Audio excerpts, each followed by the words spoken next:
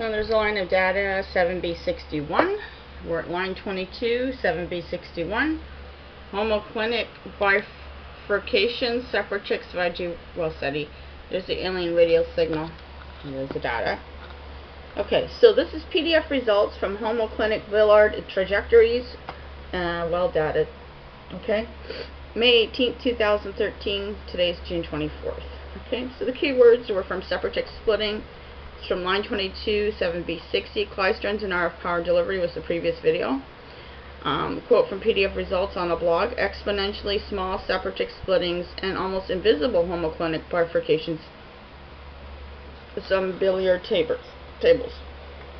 Rafael Ramírez-Ros, Barcelona, Spain. We got you from this time. And it's dx.doi.org, and then there's a bunch of numbers. Abstract. We present a... Sorry, the allergies are getting to me again. We present a numerical study of some billiard tables depending on a perturbative parameter 0, greater or less than 0, and a hyperbolicity parameter h, which is greater than 0. These tables are ellipses for e equals 0, and the circumferences in the limit of h to the arrow 0 to the power of plus. Elliptic billiard tables are integrable and have 4 separatists, which break up when e, this little e symbol, is greater than 0. We conjecture, based on numerical experiments, that as h with an arrow 0 to the power of plus, the area of the main lobes of the resulting turnstile, which can be interpreted as the difference of the lengths of a symmetric primary homoclinic billiard trajectories, behaves like an exponential term. I'm not even going to go there. There's some sort of formula there with pi in it. Times as asymptotic series, and then there's another. I better make it a little bit bigger because it's kind of puny to look at. I don't mind to make them so small. That's what they look like anyways. This series is every one of type p equals 1 divided by 2 pi to the power 2, so that its Borel transform is convergent on a disk of radius 2 pi to the power 2 in the limit of the little symbol e with the arrow to 0. The series, and we got more formulas here for you, is an analytic function which can be explicitly computed with the discrete Melnikov method.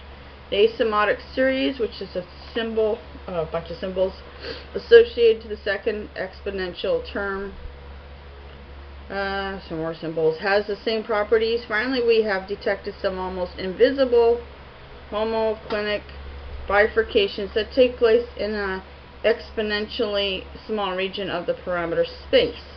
Our computations have been performed in multiple precision arithmetic, namely with several thousand decimal digits, and rely strongly on the expanse of the local invariant curves up to very high orders, namely with several hundred Taylor coefficients. Our programs have been written using the parity system. The keywords are billiards, Separatrix splitting, exponentially small phenomena, numeric experiments, and homoclinic bifurcations. Here's the figures and tables from this article. Now this is interesting here, because with the spaceship it's kind of this kind of shape here, and then we've got the core in the middle, and this is kind of floating in these shapes. Face portrait of an elliptic billiard map at VP coordinates. The solid squares are the hyperbolic 2 periodic points.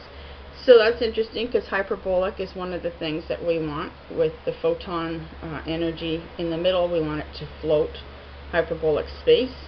Levitate, and it just kind of floats there. Thick lines are separatists. The thin lines are the symmetry lines. The dashed lines are some legal curves of first integral, and that's that. Okay, so here we've got the triangular shape, which is in the UFO spaceship. It's upside down. This way it's going to the left and it's going upwards.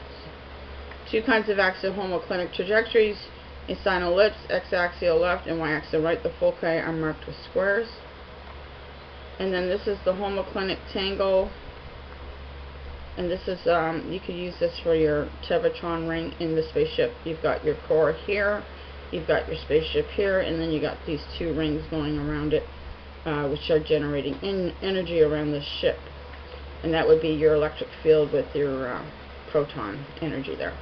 The homoclinic tangle for A equals 1, B equals 4, divided by phi, E equals 2, and P, S with the brackets equals S to the power 2. Then we have this figure, which I don't know what it is. It's got symbols here. I can't even read those.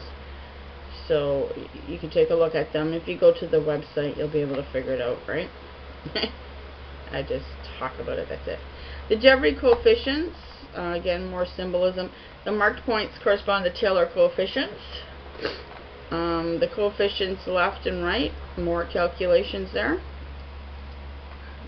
Seems to show some upward curve here. The coefficients there, showing different curves here. Dash line correspond to the limits. Figure out the coefficients again. It's just the different limits that they have that they're talking about in their PDF file. So I'm just showing you the pictures here because it's just the same wording over and over and over and over again. It gives you different limits and different calculations for it. And this is a graph of the splitting function and a fundamental domain before bifurcation. Just at bifurcation is the center, and that's after bifurcation is to the right.